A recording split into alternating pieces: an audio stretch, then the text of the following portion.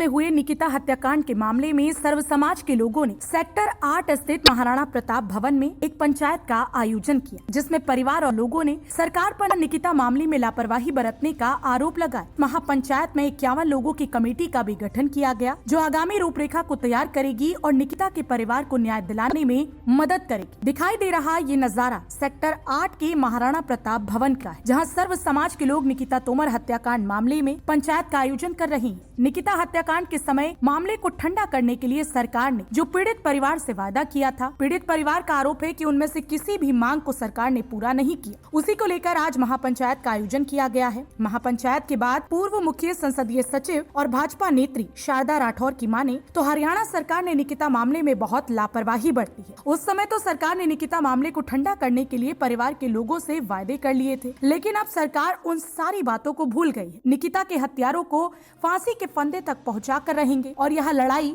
उनके आगे भी इसी तरह से चलती रहेगी। महापंचायत बुलाई गई थी क्योंकि जो हमारा एजेंडा था निकिता की शहादत को लेकर कि कम से कम परिवार में एक नौकरी मिले, परिवार को आर्थिक सहायता मिले, निकिता तोमर के नाम पर कॉलेज का नाम रखा जाए, परिवार की सुरक्षा की जिम्मेदारी सरकार ले और दोषियों को फांसी हो। बहुत ज़्यादा लापरवाही बरती जा रही है और इसीलिए हमने आज फिर मीटिंग बुलाई है, परिवार ने मीटिंग बुलाई है, लेकिन अब टाइम बाउंड करके हम अपनी मांगों को मनवाएंगे, टाइम बाउंड करके मनवाएंगे। धन्यवाद। महापंचायत का संचालन कर रहे कमर वीरेंद्र गार्ड की माने तो इस मामले में 5 मांगों को लेकर सर्व समाज के लोगों ने सेक्टर 8 के महाराणा प्रताप भवन में महापंचायत का आयोजन किया है। उसमें 5 मांगों को लेकर हिंदू सिख समाज के लोगों ने अपनी राय रखी है। उसी को लेकर महापंचायत का आयोजन किया गया है और निकिता के परिवार को न्याय दिलवाने के लिए हर मोर्चे पर हर प्रयास किया जाएगा। पूरे सर्व समाज को यहाँ पे आमंत्रित किया था। न्याय मंच निकिता बेटी की लड़ाई के लिए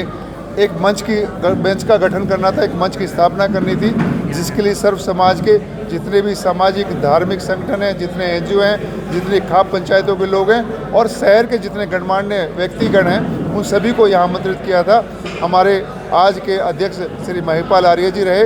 और इसमें बहुत सारे निर्णय 5 मुद्दों पर बात हुई, जिन मुद्दों पर हमने इस मंच ने आगे लड़ाई लड़नी है, आगे कार्रवाई करनी है। क्योंकि 2018 का जो केस था जिसमें गृह मंत्री जी ने न्यायिक जांच की और उस परिवार के खिलाफ कार्रवाई करने की मांग की थी, उसमें अभी तक कोई कार्रवाई नहीं हुई है। महापंचायत की अध्यक्षता कर रहे नीमका गांव के सरपंच महिपाल आर्य की माने तो निकिता के परिवार को न्याय दिलाने के लिए सर्व समाज के लोग यहां पर आज एकत्रित हुए हैं और हर हालत में 5 मांगे सभी समाज के लोगों ने मानी है तथा 51 लोगों की कमेटी बनाई है। न्याय मंच का निर्माण करके निकिता बेटी को न्याय दिलाने के लिए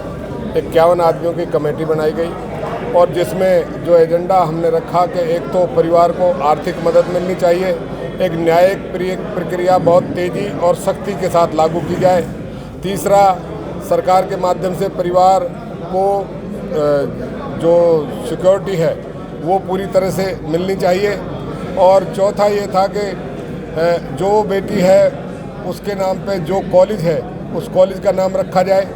और एक मांग हमने और रखी है कि जहाँ पे इस बेटी की हत्या हुई अग्रवाल स्कूल के इर्द गिर्द में, वहाँ पे जो भी चौक चौराहा है वहाँ पे इस बेटी की प्रतिमा अनावरण होना चाहिए और 51 लोगों की जो कमेटी है उसमें से अलग अलग कमेटियों का निर्माण करके एक कमेटी न्याय के पक्ष को देखेगी, कोई लाइजन के रूप में राजनीतिक लोगों से जो इमदाद है उसको देखेगी और जो तमाम बातें ऊपर तक उठानी है, चाहे केंद्र से हो चाहे हरियाणा सरकार से, उन तमाम चीज़ों को उठाएगी। देश की एक प्रतिभाशाली बेटी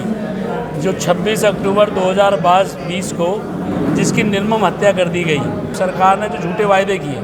सरकार ने जो बरगलाने का काम करा, इस आंदोलन को बीच में रोक दिया झूठे झूठे वादे करके, तो उसके लिए हमने पहले भी मांग की थी कि इस परिवार को आर्थिक रूप से मदद हो और लड़की जो है बेटी जो है निकिता, उसके भाई जिसने बीटेक की हुई है उसको सरकारी नौकरी मिले।